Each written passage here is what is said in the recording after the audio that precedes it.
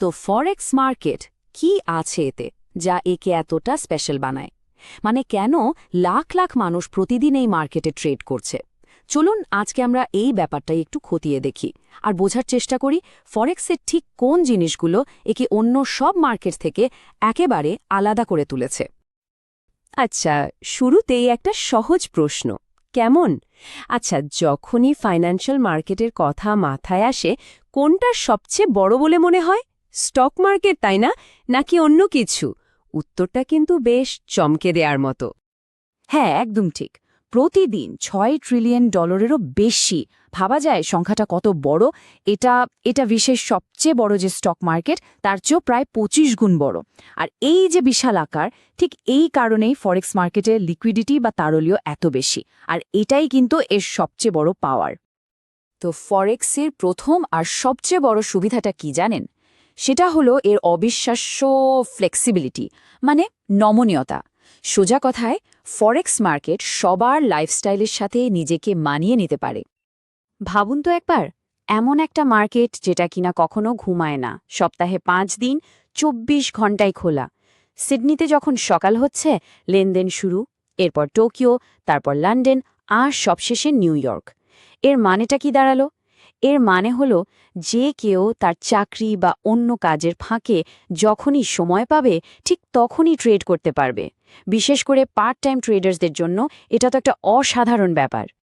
মানেটা আরও সহজ করে বললে, স্টক মার্কেটের মতো সকাল 9টায় কম্পিউটার খুলে বসার তাড়া নেই, বা বিকেল 4টে মার্কেট বন্ধ হয়ে যাওয়ার টেনশনও নেই।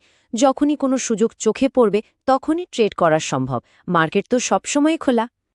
আরেকটা দারুণ সুবিধা কি জানেন? কে কত টাকা ট্রেড করবে সেই সিদ্ধান্তটা পুরোপুরি তার নিজের। ফিউচার মার্কেটের মতো এখানে কোনো নির্দিষ্ট পরিমাণ ট্রেড করার বাধ্যবাধকতা নেই। কেউ চাইলে একদম ছোট মাইক্রো বা ন্যানো লট দিয়ে শুরু করতে পারে, আবার বড় ট্রেডাররা স্ট্যান্ডার্ড লটও ব্যবহার করতে পারেন। মানে কন্ট্রোলটা পুরোপুরি ট্রেডারের হাতে।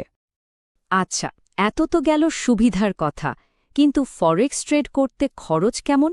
যে কোনো ট্রেডিংয়ের ক্ষেত্রে এটা কিন্তু খুব জরুরি একটা প্রশ্ন, তাই না? তো চলুন এই বিষয়টা একটু সহজ করে বুঝে নেওয়া যাক। বলতে গেলে ফরেক্স ট্রেডিংয়ের খরচ কিন্তু বেশ কম।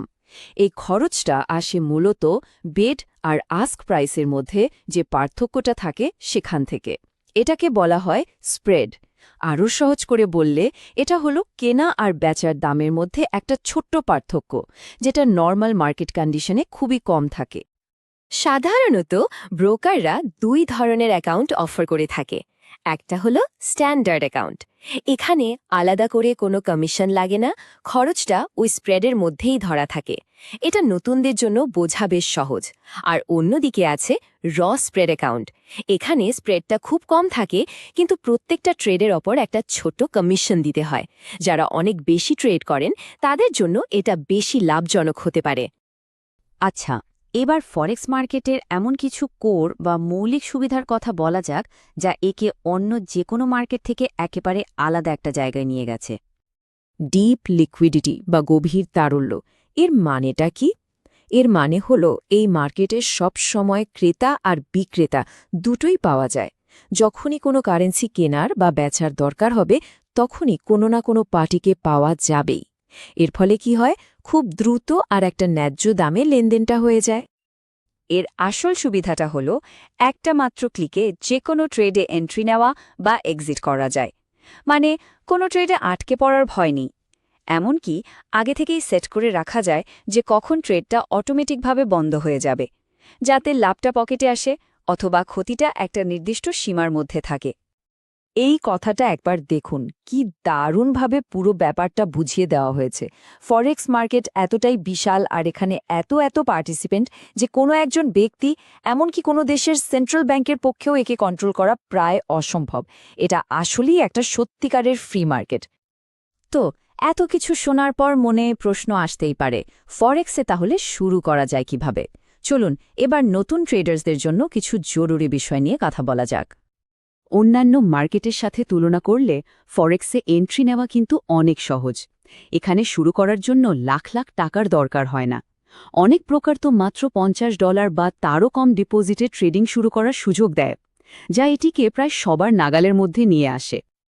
লিভারেজ, এটা হলো ফরেক্সের একটা দারুণ শক্তিশালী টুল, যা অল্প টাকাকে অনেক বড় ট্রেডিং পাওয়ারে বদলে দিতে পারে। ধরুন কারো অ্যাকাউন্টে আছে মাত্র $100, কিন্তু 50:1 লিভারেজের মাধ্যমে সে $5,000 মূল্যের কারেন্সি কন্ট্রোল করতে পারছে। ভাবুন একবার, এর ফলে ছোট ক্যাপিটাল দিয়েও বড় প্রফিট করার একটা সুযোগ তৈরি হয়। তবে এখানে একটা খুব জরুরি কথা মনে রাখতে হবে। লিভারেজ কিন্তু একটা দুই-ধারী তলোয়ারের মতো। এটা যেমন লাভকে কয়েক গুণ বাড়িয়ে দিতে পারে, ঠিক তেমনি রিস্ক ম্যানেজমেন্ট ঠিকঠাক না থাকলে ক্ষতিকেও কিন্তু কয়েক গুণ বাড়িয়ে দিতে পারে। তাই লিভারেজ ব্যবহারের সময় সবসময় খুব সতর্ক থাকাটা জরুরি। আর সবচেয়ে ভালো খবরটা হলো, ফরেক্স শেখার জন্য কিন্তু কোনো টাকা খরচ করারই দরকার নেই। প্রায় সব ব্রোকারই বিনামূল্যে ডেমো অ্যাকাউন্ট দেয়, যেখানে ভার্চুয়াল টাকা দিয়ে একদম রিস্ক ছাড়াই ট্রেডিং প্র্যাকটিস করা যায়। এর পাশাপাশি তো রয়েছে অসংখ্য শিক্ষামূলক জিনিসপত্র, ওয়েবিনার আর নানা রকম ট্রেডিং টুলস, যা একজন দক্ষ ট্রেডার হয়ে উঠতে অনেক সাহায্য করে। তো সব মিলিয়ে এটা পরিষ্কার যে ফরেক্স মার্কেটের এমন অনেক সুবিধা আছে, যা একে সত্যিই খুব আকর্ষণীয় করে তুলেছে। কিন্তু প্রশ্নটা হলো, স্টক মার্কেটের সাথে যদি তুলনা করা হয়, তাহলে ফরেক্স কোথায় দাঁড়িয়ে, কোন মার্কেটটা কার জন্য বেশি ভালো? এটা কিন্তু বেশ ইন্টারেস্টিং একটা প্রশ্ন, তাই না? হয়তো এটা নিয়েই আমাদের পরের আলোচনাটা হতে পারে।